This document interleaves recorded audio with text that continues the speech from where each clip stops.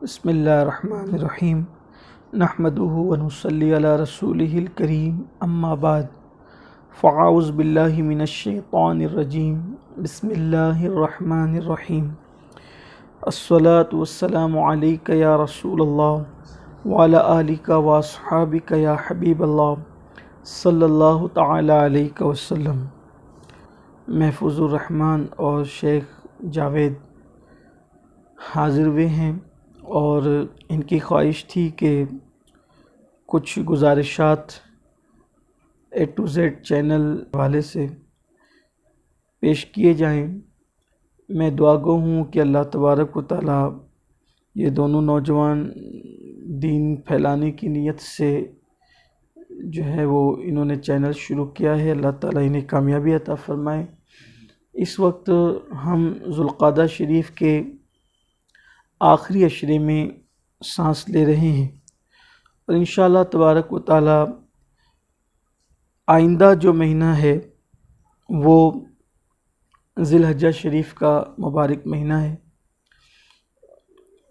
ज़िलहज्जा शरीफ के महीने की शान ये है कि ये हज का महीना भी है, साथ ही साथ बकरीद यानी क़ुरबानी के अय्याम भी है, उसी में अय्याम तशरीक़ भी, अय्यामुन नहर भी, और ख़ास तौर पर ज़िलहज्जा शरीफ की जो 10 रातें हैं, अल्लाह तबारक व तआला ने ज़िलहज्जा की 10 रातों की कसम क़ुरआन मुक़द्दस में याद फरमाई, वल फ़ज्र व लयालिन अश्र, फ़ज्र की कसम और 10 रातों की कसम। मुफ़स्सिरीन फरमाते हैं कि यहाँ फ़ज्र से मुराद 10 रातों की फ़ज्र भी है और बाज़ मुफ़स्सिरीन कहते हैं मुतलक़न फ़ज्र है, बाज़ कहते हैं कि 10वीं रात की फ़ज्र है। बहरहाल लेकिन वलयालिन अश्र कहकर के 10 रातों की कसम, तो उससे मुराद इत्तेफ़ाक़ी तौर पर यह जमहूर का मौक़िफ़ यही है कि उस 10 रातों से मुराद ये 10 रातें जो ज़िलहज्जा शरीफ की 10 रातें कहलाती है। अब आप अंदाज़ा करें नाज़रीन के जिन रातों की कसम अल्लाह ताला क़ुरआन मुक़द्दस में याद फरमाए, उन रातों की शान क्या होगी। और चूँकि दिन जो होते हैं वो रात के ताबे होते हैं, तो जो बरकतें रातों की होगी वो बरकतें दिन को भी नसीब होगी। इसलिए मेरी गुजारिश है कि जो इन 10 रातों की कसम अल्लाह ने क़ुरआन मुक़द्दस में याद फरमाई है, तो इन 10 रातों को इबादत में सर्फ़ करें। हो सके तो कुछ इन रातों में क़याम भी करें, यानी कुछ नवाफिल पढ़ें, इबादतों का अहतमाम करें। अगर रातों को रात भर हम इबादत नहीं कर सकते या रात का अक्सर हिस्सा इबादत नहीं कर सकते, तो कम अज़ कम ये मुबारक रातों की इशा जमात से पढ़ लें और फ़जर जमात से पढ़ लें। हदीस पाक में आता है कि जिसने इशा और फ़जर जमात से पढ़ी, अल्लाह ताला उसकी पूरी रात को इबादत में शुमार फरमाता है।